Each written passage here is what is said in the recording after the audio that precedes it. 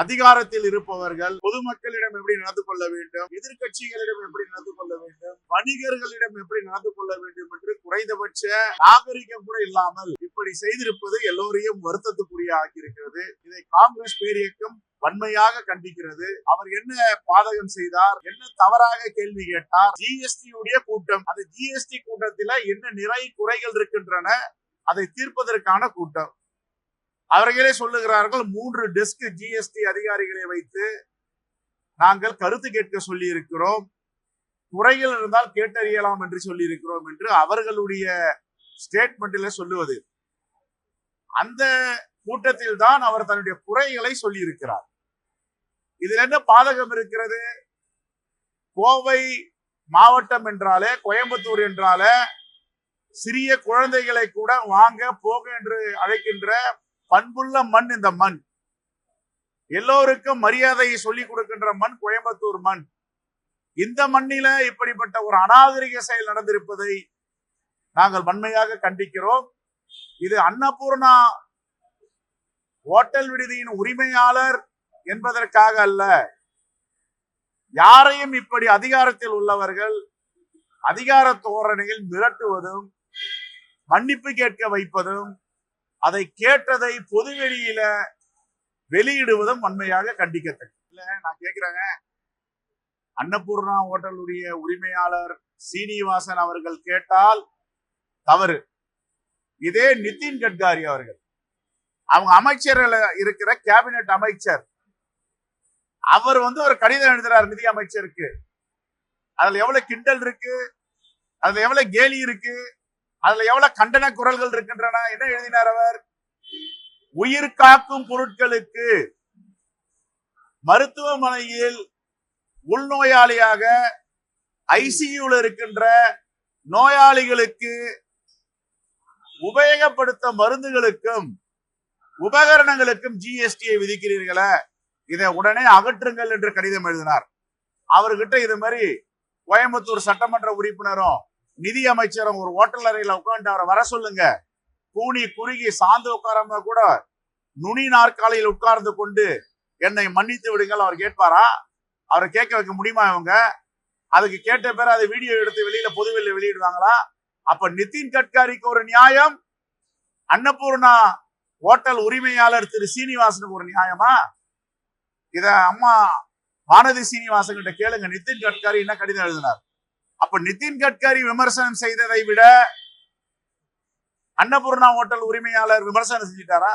இருக்கிற குறையை கேட்டிருக்கார், ஆனா அவர் விமர்சனம் செஞ்சிருக்கார். ரெண்டுத்துக்கும் வித்தியாசம். நிதின் கட்கரி எழுதுனதுக்கும் அன்னபூர்ணா ஹோட்டல் உரிமையாளர் கேட்டதுக்கும் நிறைய வித்தியாசம் இருக்கு. இவர் பண்பா கேட்டாரு, மிகவும் நாகரிகத்தோட கேட்டிருக்காரு. ஏங்க உள்ளூர்காரையே இவங்க மதிக்க மாட்டேன்றாங்க, உள்ளூர்காரர்களே கிண்டல் ஏளனம் மன்னிப்பு கேட்க வைப்பது. இது திரைப்படம் தான் பார்த்திருக்கோம். சில வில்லன்கள்லாம் உட்காந்து என்ன பண்ணுவாங்க, படம் எடுன்னு சொல்லுவாங்க, மன்னிப்பு கேட்கறத மன்னிப்பு கேட்டு படம் எடுத்ததை ஆவணமா வச்சுக்குவாங்க, இல்ல வெளியில வெளியிடுவாங்க. அது மாதிரிதான் இருக்குது.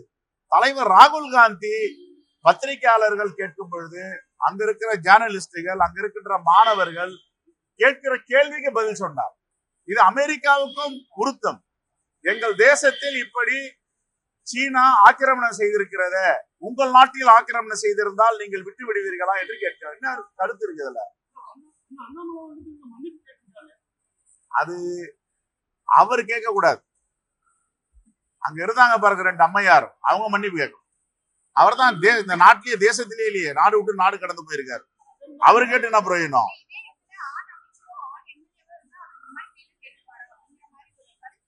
நான் கேட்கிறேன் நாமெல்லாம் தாய்மார்களுக்கும் பெண்களுக்கும் மரியாதை கொடுப்பவர்கள், நாமெல்லாம் மதிப்பவர்கள், தாயாக பார்ப்பவர்கள் பெண்களை.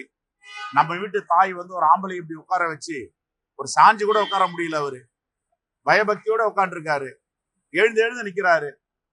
இப்படி அவமானப்படுத்துவதும் அசிங்கப்படுத்துவதும் நம்ம வீட்டு பெண்கள் பண்ணுவாங்களா? நம்ம அம்மாவங்க பண்ணுவாங்களா? நம்ம சகோதரிகள் பண்ணுவாங்களா? ஒரு ஆம்பளைய வர வச்சு இது மாதிரி நீ எல்லாம் மன்னிப்பு கேளுன்னு அந்த படம் எடுத்து வெளில போடுவாங்களா? இதெல்லாம் அநாகரிகத்துடைய உச்சம். இது அவருடைய கட்சி விவகாரம், அவருடைய கருத்து. அது அவருடைய கருத்துக்கு நீங்க அவர்கிட்ட தான் கேட்கணும். எங்களை பொறுத்த வரைக்கும் இந்தியா கூட்டணி வலிமையாக இருக்கிறது. இன்னும் வலிமை பெற்றுக் கொண்டிருக்கிறது. அது அவர்கிட்ட தான் கேட்கணும். அவருடைய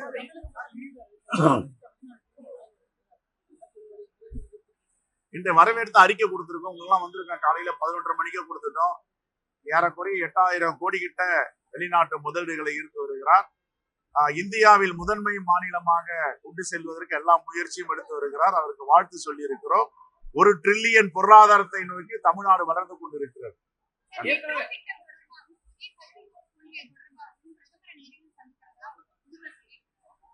கண்டிப்பா மாநிலத்துடைய பிரச்சனையை சந்தித்து பேசலாம். தமிழ்நாட்டை பொறுத்தவரை இருமொழி கொள்கை தான், மும்முனை கொள்கை கிடையாது.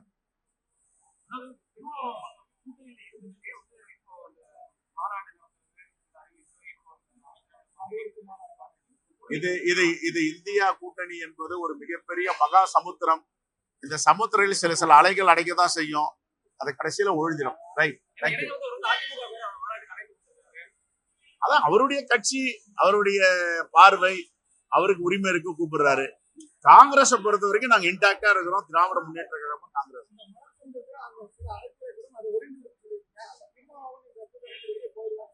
அப்படி கிடையாதுங்க. அது அர்த்தம் ஒரு வாஸ்தா அலை அடிக்கும், அதுக்கப்புறம் அலை அமைதியாயிடும். அதே மாதிரி இதுல கருத்துக்கள் சொல்றதுக்கு எல்லாருக்கும் உரிமை இருக்கு. அவருக்கு கருத்து அவர் சொல்றாரு. திராவிட முன்னேற்ற கழகம், காங்கிரஸ் பேரியக்கம், விடுதலை சிறுத்தைகள், கம்யூனிஸ்ட், மார்க்சிஸ்ட், IUML, மனிதநேய மக்கள் கட்சி எல்லாரும் நாங்க வலிமையா ஒற்றுமையா இருக்கு. இந்தியா கூட்டணியை யாரும் அசைக்க முடியாது. இது எஃகு கோட்டையை போன்ற கூட்டணி.